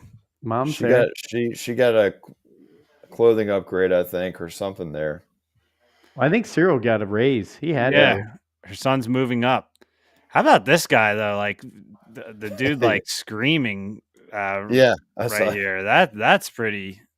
That's pretty Intense. wild. What's going on there? Those might be some of whatchamacallits guys. Oh my god, Saul Guerrero's guys, because they look like they're just like crazed and ready to kill, pretty much.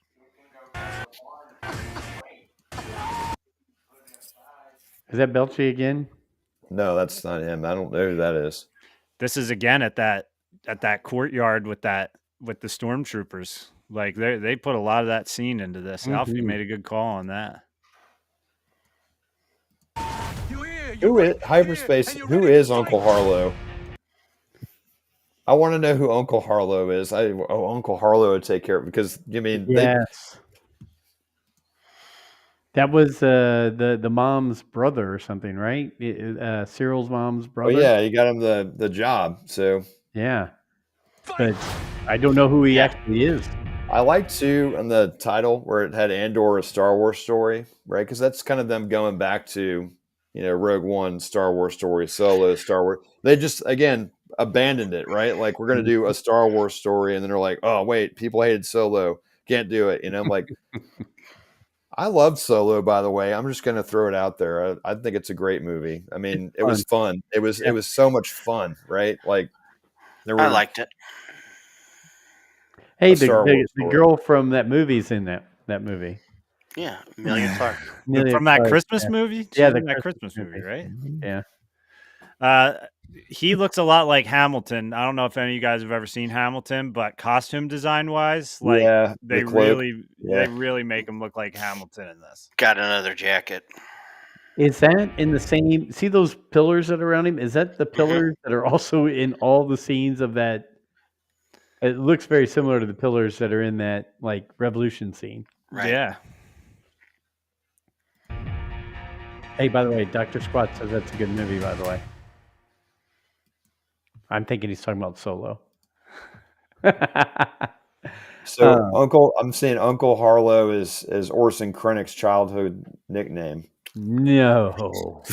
That would be so fun. Oh man, that would be crazy. Oh man, it's such a good trailer. I mean, like I said, I just kind of the music that very first time you're watching, like what? Like y'all said, you're like, is this real? Like, are they really doing it? And then I kind of digged it in that.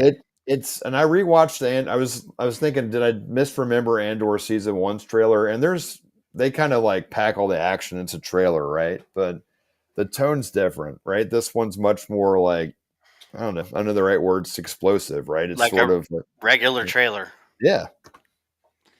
Yeah, so when you're breaking it down like that in that trailer, it's like I hardly recognize it, but like you do kind of feel the guitar and stuff like that or whatever. But I don't know. I still disagree with the move on it. I will always disagree with that. With like, imagine a Lord of the Rings trailer with like rock and roll music Yeah. playing. It just wouldn't make sense to me. Like, it just I don't know. It's like there's a reason like why I will listen to like John Williams scores while I'm like working on a job, and people hear it and think I'm a weirdo, but I'm just like, this is like, they're like, are you listening to like Star Wars right now? It's like, well, yeah, but it's like this song still tells a story, even though there's no Yeah. like words or anything to it or whatever. It's like, I don't know. I always love the opportunity for new Star Wars scores and stuff like that. So I'll die on that hill. It does sound pretty cool, though. The guitar does sound pretty cool with all the explosions and stuff happening. Well, and they time the lyrics at different points in the trailer too, right? Where it kind of gets the revolution starts now, and then there's a silence and then a big explosion or something like that, right? Where they're walking away. So they tried to really use that song, but Yeah. I'm with you. Like again, when I wouldn't have spent any time talking about the score other than to say like, okay, yeah, a great score set the scene, which is kind of what you want, right? But it was a choice. If they do this in the show, though, Yeah. if the show is all composed by Mr. Earl, I'm just going to be like, come on. Is there a silence there? Can I turn that off? Yeah. Anyway. Michael Nip, are we going to get Thrawn and Galen Erso in a scene together? They have to do it, right? That's we talked about. That would be interesting to have the two Mendelsohn brother. What's not Mendelsohn? Mickelson brothers in there. Yeah, that'd be cool. Yeah, Dr. Squatch. Maybe I'm closed minded, but I need orchestral music in Star Wars. Yes. I'm similar, but like I thought, Goranson and Mandalorian showed you could do a little bit wider variety, but it was still instrumental, right? Correct. I think that's kind of the key for me, at least. And you can set it with different genres, but it's still got to be. I don't know. I don't need. Yeah, I think in the actual show, I'll be the first one to flip the table if anyway. Yeah, no, guys, look, I'm pumped about it. I think obviously it's going to drive Alfie absolutely nuts if 3/4 of these episodes are all about banking and wedding planning and tea parties and all that stuff. I don't think it can be that way. Everything I've seen says the pace was kind of laid that way in the first season, so you could go year by year, lots of stuff thrown into each of these.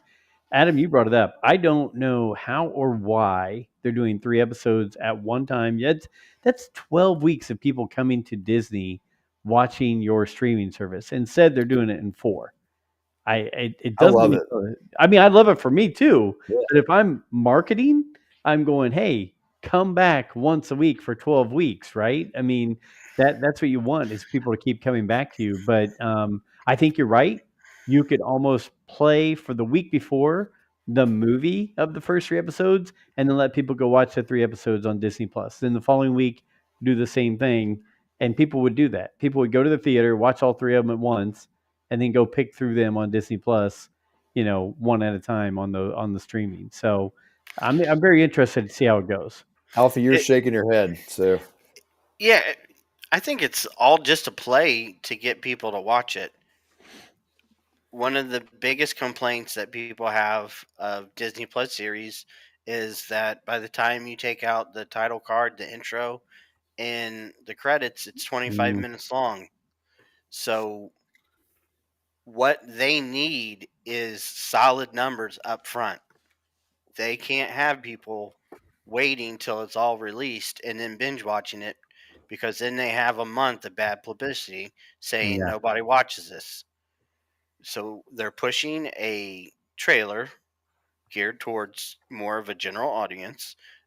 They put the title cards in there to let you know that this was critically acclaimed and it's really good. There was lots of explosions. It was fast paced.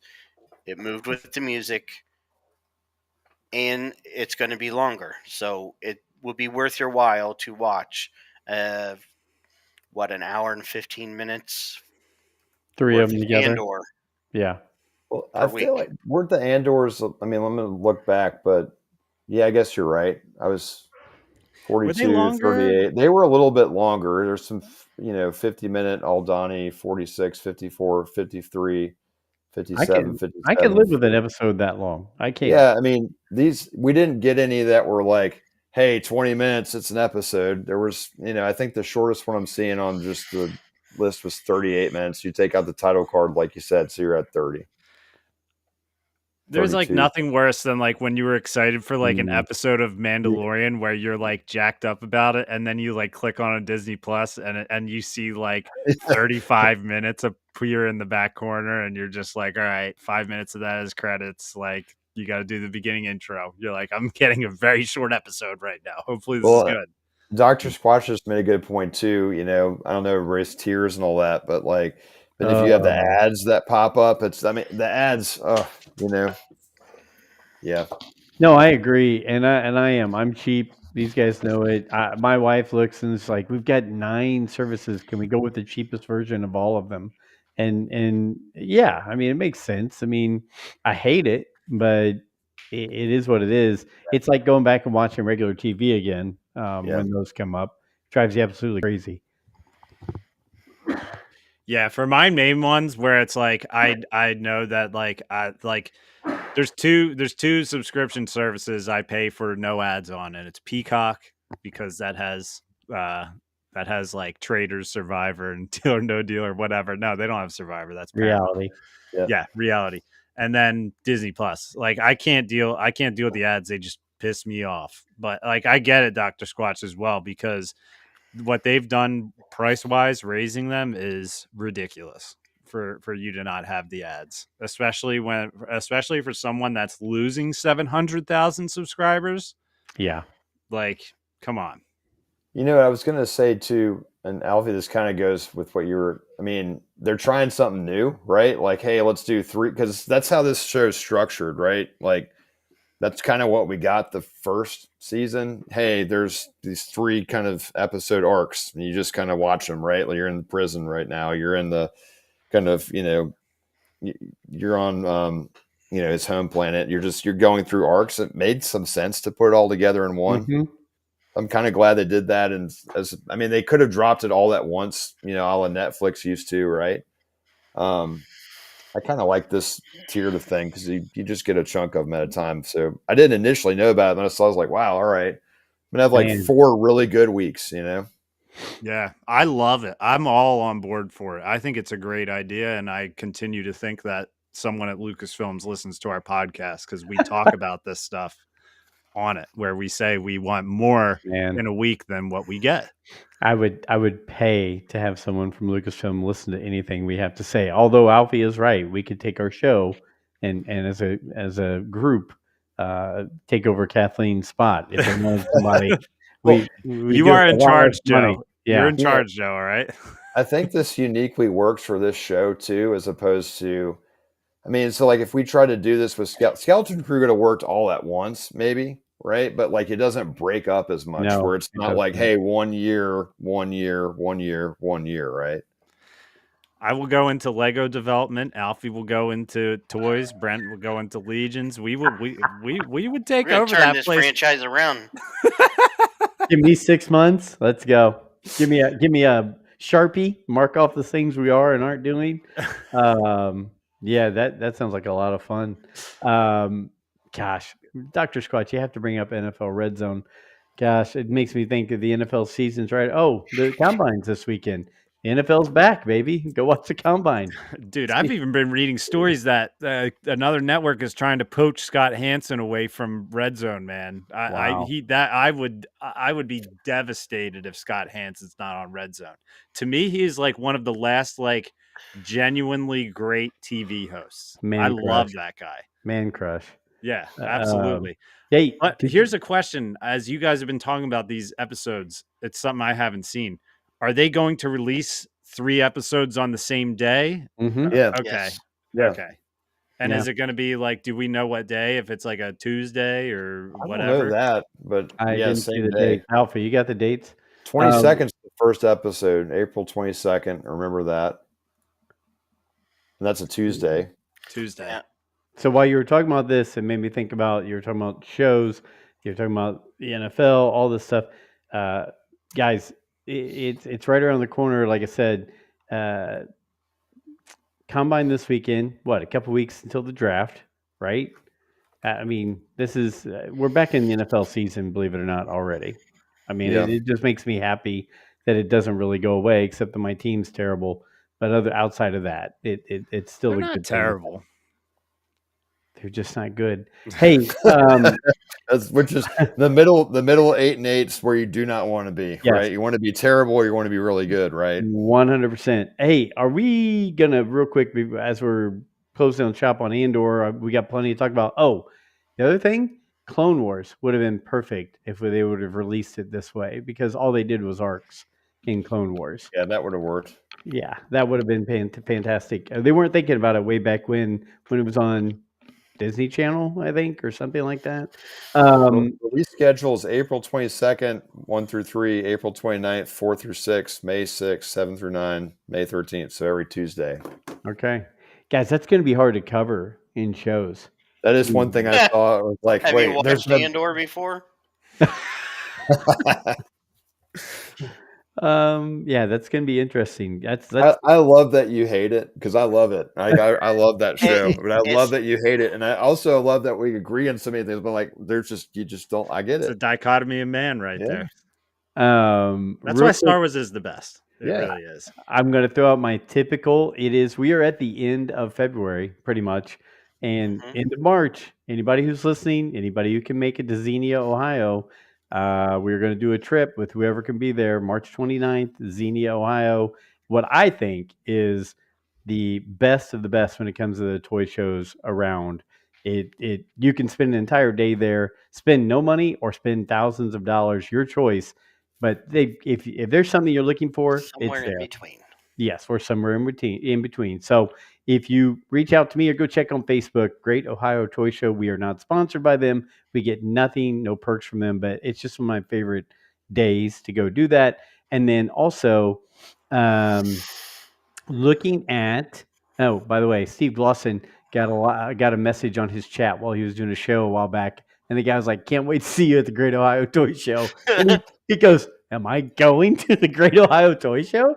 Like, I didn't even know that. The other thing we wanted to bring up briefly was this Star Wars theory thing at ICCC. We've had the pleasure of 3 years in a row having part of our team at ICCC, and we've been getting press passes. We've been supporting, backing in my side show that I did with Tom and Alfie, or Tom and Mass. I was like, if those rat bastards don't give me press passes, we're not going to promote them anymore. Yeah, we promote the heck out of them. Right now, we're not on the list. I know our friends Hyperspace Heroes are very close to them, and we don't dislike those guys at all. I was just being facetious with them. But Star Wars Theory is going to be there. I don't know much about Star Wars Theory, not to keep you guys on talking about other topics, but this has become kind of a big talking point about this show. Yeah, he's one of those Star Wars lightning rod type people. I was going to say he is a lightning rod. Yeah, Okay. where pretty much like you're gonna have 200 comments of people saying hell yeah, I'm gonna go to it, and you're gonna have 200 comments of people saying how could you ever do this? I'm not going to the convention anymore now because he's gonna be there. Blah blah blah blah blah. A lot of stuff he says I've dug into where it's like I'll see someone shares a clip where it'll be like a 30-second clip or whatever, and then I'll watch like the 3-minute clip and then it'll make more sense. A lot of that stuff kind of happens with him. Okay. He's been very critical of Star Wars underneath Kathleen Kennedy, so obviously the sequel faction of Star Wars absolutely hates him because he did not like the sequel trilogy. Okay. He's a big prequel guy. He funds a lot of his own self-created stuff, and now he's gotten into selling lightsabers. So that's why he is going to be at ICCC, because he's going to be selling his lightsabers there and also meeting fans. Everything I've ever seen from people who've ever met him say that he's a great guy, and whatever you see on camera is what he is in real life. People say he gives you a ton of time to talk to him who are fans of him. Whatever. But it's weird to see like ICCC being involved with like something pretty crazy internet like I wouldn't say scandal wise. Obviously, it's not scandal. It's just that like they're being attacked for having him there, and I think it's kind of ridiculous because he's just another fan of Star Wars. You know, he has an opinion on things, and he has one of the biggest Star Wars channels that are out there. He has like 3 million subscribers, and people watch him and want to On hear what YouTube. he says. On Yeah. YouTube. Okay. Yeah, and if you combined all of his other socials with YouTube, I mean, who knows how he's multi-million followers. Wow. And he has a fan base. He has a big fan base. So it's like he's one of those guys where it's like I've always seen clips of him. I don't watch full-length videos of him or anything, but it's just been interesting to see ICCC announce it and people kind of coming at them for it. I think it was pretty weird to see that because ICCC is a good convention, and it's like it is. Everybody is always cool that you meet there. Like, and I didn't really enjoy seeing people like talk shit in their comment sections. It was kind of annoying to me. It was kind of annoying to see like that type of stuff happening to them. But yeah. I'm sure it'll put a lot more people at the convention, so good for them. Okay. All right. Alfie, Adam, any thoughts on this? Yeah, I'm like D-Doc. I know of him. I've seen clips of him. I don't really watch his content. I know about him. I know, like D-Doc said, there's a large group that love him. There's a large group that hate him. I don't know. I think you know me. I'm a pretty quiet guy, except about Andor and the Acolyte. Acolyte, yeah, as I say. Yeah. I mean, but to that extent, I think he, in the same vein, that's all for, playing it up a little bit for the conversation. I think the guy has found his selling point, and it makes the people who like him love him, and it makes the people who hate him, they can't stop talking about him. And The Simpsons taught us in what was it, one of their first Halloween episodes, that if you want something to go away, just ignore it, look the other way. But these people can't stop themselves from talking about him all day long, and that's just makes him more popular. Feeds into it. And that's what's going on here. I mean, it's just I don't understand. It's just me, my personality. I don't understand people who don't feel safe because a person they disagree with is in the same building. I don't get that. Yeah. What's he gonna do? I don't know. Like that's one thing I don't. It's a big place. Go. You Yeah, don't have to yeah. interact with them. You don't have to buy a saber from them. Have you done a background check on everybody who's going to be there? There's probably plenty of people that you We've been disagree there. with. Yeah, I mean, have you ever met me? I'm an asshole. But you probably didn't know it talking to me. If you were able to get me to actually talk to you. But I don't know. It's just the times we live in. It's also overblown. Yeah. And No, it's good. Adam, you obviously have seen or heard of him. Any thoughts on that? Yeah, I mean, they kind of said what I was thinking, right? Like he's a very successful, YouTube and social media person in Star Wars, right? So it would make sense for a convention that's trying to, make money to invite that person, right? But as D-Doc said, there's some backlash. I kind of think if you really don't like his stuff, either ignore or go. I mean, you got a forum to kind of talk about it with him and say, "Here's what I don't like," right in front of everybody. If that's what you want to go do it, right? He's there. I don't know why it should completely diminish your ability to enjoy the convention, which I haven't been to, but it sounds like people enjoy a lot. So that's it. It does. It does. It's a good convention. There's a $1 million idea for Michael Havens there is to have Star Wars Theory do one of those like ask me anything. Tell me how I'm wrong booths with Star Wars Theory, look, where he can talk to anyone. that would probably sell tickets. Like, oh wait, he's going to field it. Like, oh, I'm going to own him or something and go in. And then he's got I don't know. Like, Yeah, debate with Star Wars fans. I mean, and it would be, Wow. it would probably be, it would not be like what people think it would be, as Alfie said, feeling unsafe or whatever with him being there. You know, I mean, he has. I was looking, and he's got a company, Theory Sabers. I guess is the sabers. They're not real lightsabers. He can't hurt you with. I mean, he could whack you, kind of like. But I mean, yeah. I don't Yeah, know. I right. don't.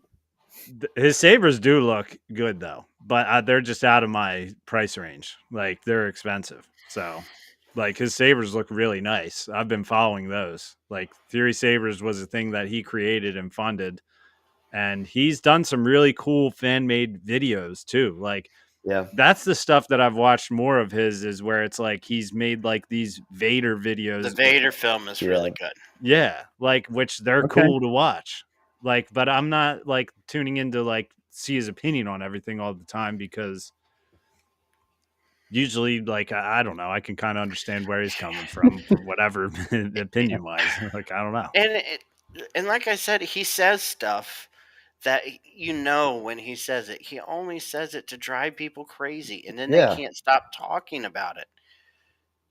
Yeah, exactly. And there's a lot of And people he's- who have found that niche in YouTube. And these people just can't grasp the concept that they're doing exactly what he wants. Right. They're sharing his content, thinking that they're owning him, when really that's what he wants you to do. I think I only know who he is because I've seen the people who disliked him share his videos, and then I've gone and watched them and been like, all right, like, like that's like most Yeah, of he said the thing about the bricks in Andor, and people lost their fucking minds over it. So they're sharing nonstop, like every picture of a brick in Star Wars, and tagging him. Well, great job. You just gave him unlimited free advertising. Yeah, I remember that. I remember that he said the bricks didn't look So- very Star Wars to him, and then people lost their minds about it. So we need to think, obviously, as a team, what is it we're going to talk about and say that's going to get us millions of followers or listeners by the time we finish up with the Andor season. So think of all the mean or very funny things you want to say. We'll put a list together and we'll see where it goes. I have plenty of dumb things that come to mind that I totally censor myself from saying on this podcast. So Okay, good, good. not bad things, just stupid things. That's kind of our niche right there. That's our calling card. Adam, I'm going to start. I'm going to do the shutdown. I'm going to start around the room. You get to start. Anything you want to close up with tonight as we say bye bye. Like I said, I think there's just been a lot of really good positive news, right? That makes me excited. And it's not. I mean, I know I said fire the coach. It's not, hey, Kathleen Kenney's going, or it's really kind of a number of things. Like I thought that trailer was awesome. Skeleton Crew was awesome. Like, the two shows I thought I would like the least are probably two of my top, right? Like when I saw the preview for Skeleton Crew, it's like post Acolyte, which I have feelings about, but whatever. I don't, we got to wrap it up. So Skeleton Crew was so fun, so well done, like hit all the notes over and over again. So great and rewatchable, something I enjoyed watching with my kids and like pointing out and like, look, it's a cute little elephant guy, right? And they're all like, oh, that's that's sweet, we like that, right? They're just so good. And then you move on into Andor, it looks so good. We now have at least, I mean, we're about a year out from, or a little over a year, but we'll have a movie in the theaters again. Yep. We have some positive momentum, I think. And I'm happy for that, because it's, for a while, it's kind of seemed like, wait, man, we're sort of treading water, going backwards, or getting kind of subpar stuff. So it's been a string of good hits lately. Well, good. Well, Adam, thank you for being a part of it. Thanks for coming. You always participate. We appreciate it. I know we have a chat that we do, and I love watching you and Alfie go back and forth. And I'm not a bot. It's a real person. And we all hope to get down to either Baton Rouge or New Orleans and meet up with you, or get you up here in the Midwest sometime and hang out with all of us. So we'll do that. But thank you. And I'm glad two Eagles fans were on here together to spend some quality time together. Go Birds. Go There we Birds. go. Alfie, I've- I'll go. D-Doc, you're Similar, off. I have Go a ahead. similar hat sitting right next to me, the one that Adam's wearing Got right the now. rope on it. I like that. Yeah. There we go. You are a big rope guy, D-Duck. You get on your Phillies hat too. Dude, I'm telling you, I saw those rope hats become a thing, and I'm like, I like that. I'm gonna make that my thing, and that's what I did. All right, you're gonna be a captain on the ship soon. with those rope Exactly. hats. Anything you want to close up with, my friend? Yeah, no, it was a really fun episode tonight. Had a lot of fun breaking down that trailer. I think that's when we're at our best, when we're breaking down a trailer, fellas. Like, I don't know. It's like I just feel like we really brought a lot to that. Like, if you could clip that trailer breakdown of all of us and just throw it on YouTube, man, I think we're gonna be the next big Star Wars channel. It will be clipped and on there by this weekend. So Yeah, there you go. exactly. But yeah, fun show. Adam, great to have you on. Go Birds. Love your outfit. It's incredible. I actually wish I had that shirt. I'm gonna look it up. But yeah, fun show tonight, fellas. You got it. You got it. Thanks for getting it going, Alfie. I'll let you close up. I like the trailer. I hope it's twofold though. I hope I like season 2, but then again, I kind of don't, because what I didn't like about season 1, so Mhm. many people did like. So I feel if you were to cater season 2 more to my taste, the people who really enjoyed Andor are gonna dislike it. Okay. You know, You'll be the guy out there with the umbrella sitting over the Andor thing saying, "But I still love you," right? Am I right? Yeah. Yeah. I don't hate this show or anything. I say it all the time. Andor is the best Star Wars in 99 out of 100 categories. But to me, it's just not entertaining. And that loses me. Maybe and that's all on me.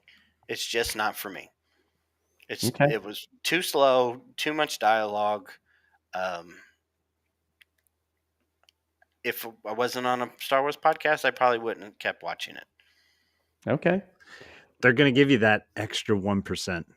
They're gonna They give are. you the 1% Yeah. this season, and then it's gonna become You 100%. get a lot of it. Yeah.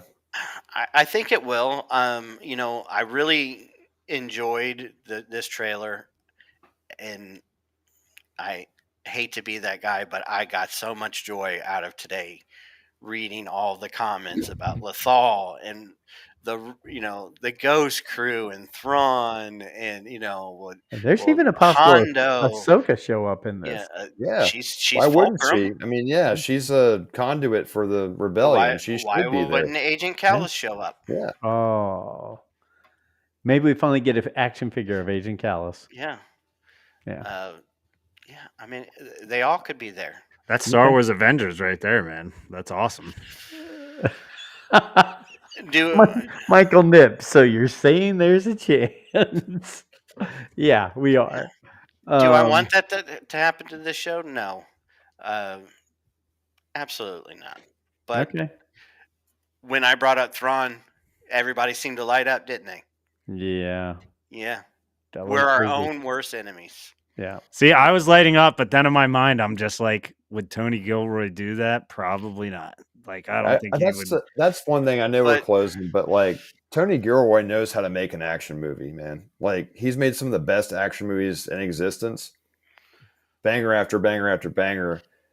I mean, he's going to make a really good action series. Is what I think. 3 movies that he's been. Here you go. It's still got its political like drama to it and all that, but I think it's just going to be. I don't know. Maybe I think there's going to be a lot more action this time around. I agree. But watching his other movies, I could see him being really into a Thrawn-like character. Yeah, A super smart bad guy. 100%. And I mean, again, matching wits with Luthen, how fun would that be to watch? Like one step ahead, I caught you. You know, Forget about I really like what you were saying. Like, let's play them against each other. They don't even know that they're being played against each other. I could totally see that. We could have Galen Erso, Orson Krennic, Luthen, and Thrawn all wrapped up into this. Yeah. Great characters. Light the internet on fire. We'd be doing a podcast that night if he shows up. You could even bring back Bodhi into this if Galen Erso's in it. Bring back a Man. young Bodhi. Wow. and just a little sprinkle of a friendship between him and his pilot. You could even have Galen Erso talking to Krennic, looking down at his comlink and saying, "Good night, Stardust," or leave a message, or "I'm thinking of Stardust." Never even see her, but still get it wrapped into it before Rogue Mhm. One. Got to do it. Yeah. Anyway, yeah, guys, this is There he look is. at you. There he is. There's Bodie. This has been $5 fantastic. at Ollie's. Yep, Two there we go. tubes. Bring back 2 tubes. I love it. They've interviewed Two Tubes, so He was in the first season. there we go. Michael Nip says bring back Two That's Tubes saying as well. 2 tubes will be back. There we go. So this has been fantastic. Again, we appreciate Adam being here. To all of our listeners, the guys who've been with us, the guys and ladies, hopefully they've been with us on YouTube. Thank you very much. We've enjoyed the conversation a ton. The show will be out in the next few days, and we'll get that out for our podcast listeners. But it's Chapter 313, Rule the Galaxy. Again, we'll hopefully see you at the Great Ohio Toy Show, March 29th, a month from now. Go check out my silly little travel podcast, which is Travels with Friends, where I make my wife get on there and talk about trips with people. It's fun. It's silly. And we don't talk about Star Wars ever. And that's all I've got. This has been great. You guys have been covering it all. And you know what? Until next week, may the Force be with you.